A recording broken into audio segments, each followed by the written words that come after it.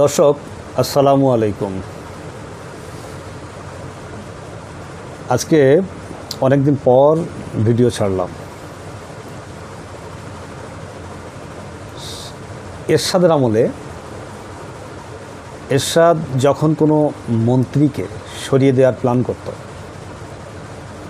তারা তাকে রাখবে না, তখন কি করতো নিশ্চয়ই আপনাদের অনেকের মনে আছে, অথবা নতুন প্রজন্ম অনেকে জানে না, অথবা অনেকের মনে নেই। এরশাদ কী করতেন? তাকে দুর্নীতি করার সুযোগ দিতেন, করাপশন করার একটা মহা সুযোগ দিয়ে তারপর তাকে আটকিয়ে আউট করে দিত। শেখ হাসিনাও এই ধরনের থিওরি অ্যাপ্লাই করত। এখন কিছুদিন আগে আপনারা দেখেছেন যে মির্জা ফখরুল ইসলাম আলমগীর, বিএনপির মহাসচিব, তিনি একটি সাক্ষাৎকার দিয়েছেন ভারতীয় মিডিয়াতে। তো সেই সাক্ষাৎকার দেওয়ার পর সেটি যখন প্রচার হয়েছে, তখন তিনি হঠাৎ বললেন যে না, এই ধরনের সাক্ষাৎকারটা আমি দেইনি, তার সাথে আমার দেখা হয়নি, তার সাথে দেখাই হয়নি। কারণ ওই সাক্ষাৎকারটা দিয়ে তিনি ফেঁসে গেছেন। সাক্ষাৎকারে তিনি কি বলেছেন যে জামাত ইসলামী তাদের কাছে বিএনপির কাছে 30টি সিট দাবি করেছে, এই জন্য তারা 30টা সিট দিতে রাজি হয়নি বিএনপি, এই জন্য তারা আন্দোলন করছে, পিআর দাবি করছে, ইত্যাদি ইত্যাদি ইত্যাদি। এরপর জামাত ইসলামের পক্ষ থেকে যখন কড়া প্রতিবাদ করা হয়েছে এবং তাকে ভৎসনা করা হয়েছে বিভিন্নভাবে, অত্যন্ত ভদ্র মার্জিত ভাষায়, তখন তিনি দেখলেন যে বেকায়দায় পড়ে গেছি। তখন কি করলেন, বললেন যে আমি তো এই ধরনের সাক্ষাৎকার দেইনি এবং তার সাথে আমার সাক্ষাৎ হয়নি এই ধরনের সাংবাদিকের সাথে। এরপরে ঘটনাটা কি ঘটলো, যে সেই সাংবাদিক ফখরুল ইসলাম আলমগীরের সাথে একটি ছবি পোস্ট করে দিলেন যে তার সাথে আমার সাক্ষাৎ হয়েছে এবং তিনি সাক্ষাৎকার দিয়েছেন। এরপরে ফখরুল ইসলাম আলমগীর কী বললেন যে হ্যাঁ, সাক্ষাৎকার দিয়েছি, কিন্তু যে কথাগুলো আসছে এগুলো এআই দিয়ে তৈরি, এই ধরনের কথাগুলো আমি বলিনি, এগুলো সব কাটছাট করে করা হয়েছে বা মিথ্যা দিয়ে বলা হয়েছে, এগুলো এআই দিয়ে আমার সাথে সংযোজন করে এই সাক্ষাৎকার তৈরি করা হয়েছে। এখন ঘটনা হলো যে মানুষ তো আগের মতো নেই। সেই একেএম ফজলুল হকের সময় উনি বলেছিলেন,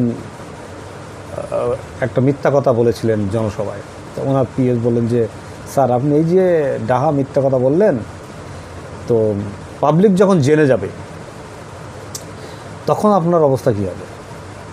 বলে যে নির্বাচনের বাকি আছে আর 3 দিন, আর আমার এখানে পত্রিকা পৌঁছাতে সময় লাগে 1 সপ্তাহ বরিশালে। তখন এত সহজে পত্রিকা যেত না বরিশালে, 1 সপ্তাহ পর পত্রিকা পৌঁছাতো। এরকম যোগাযোগ ব্যবস্থা উন্নত ছিল না, যে কারণে তো তার মধ্যে নির্বাচন হয়ে যাবে। সুতরাং এইটা নিয়ে টেনশন করে না। তখন জনগণ সত্য জানলো না মিথ্যা জানলো, তাতে কিছু যায় আসে না। কিন্তু সেই যুগটা এখন নেই। এখন আপনি মুখ দিয়ে কথা বের করবেন, মুহূর্তের মধ্যে সমস্ত বিশ্ব জেনে যাবে।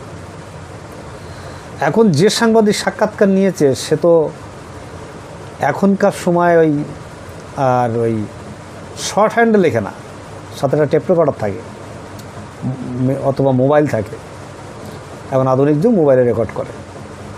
এখন উনি যখন রেকর্ডটা ছেড়ে দেবেন তখন কি করবেন মির্জা ফখরুল ইসলাম আলমগীর?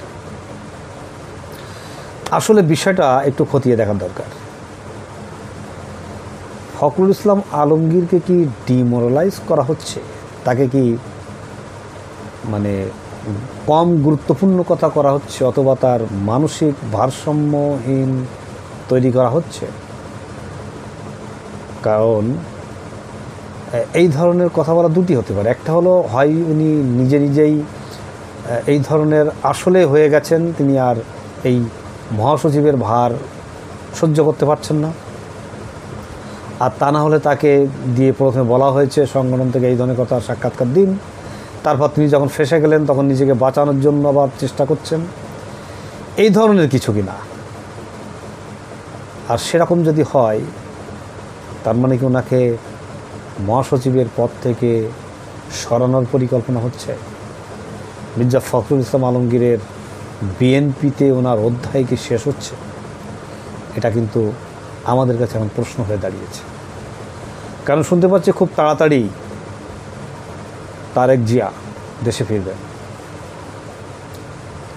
আজকে সাক্ষাৎকার দিয়েছেন একজন জাহিদ সাহেব, অধ্যাপক জাহিদ, তিনি বলেছেন যে কয়েক সপ্তাহের মধ্যে নাকি দেশে ফিরবেন। তা উনি যদি কয়েক সপ্তাহের মধ্যে দেশে ফিরেন তখন তো তারেক জিয়া ময় হয়ে যাবে বিএনপি। এই যে অনেকের দলাদলি কোন্দল এবং তারেক জিয়াকে ওভারলুক করা, খালেদা জিয়াকে ওভারলুক করা, এই জিনিসটা তো থাকবে না। কারণ প্রান্তিক জনগণ সবাই কিন্তু তারেক জিয়াকে চায়, মির্জা ফখরুলকে না। হ্যাঁ, গ্রুপিং আছে, ঠিক আছে। এখন মির্জা ফখরুলকে সরিয়ে সালাউদ্দিন সাহেবকে শুনেছি যে ওনাকে মহাসচিব করা হতে, পরবর্তী মহাসচিব উনি হবেন। তো তাই যদি হয় ওনাকে কি এখনই নিয়ে আসার এমন কোনো পরিকল্পনা নিয়েই ওনাকে ডিমোরালাইজ করা হচ্ছে? দর্শক, এটা জাতির সামনে খুব তাড়াতাড়ি উদ্ভাসিত হবে বলে আমরা আশা করি। সে পর্যন্ত অপেক্ষা করি, দেখা যাক ফখরুল অধ্যায় এখানেই ইতি হয় কিনা, নতুন কোনো অধ্যায় সালাউদ্দিনকে দিয়ে তৈরি হয় কিনা বিএনপিতে। সবাইকে ধন্যবাদ। আল্লাহ হাফেজ।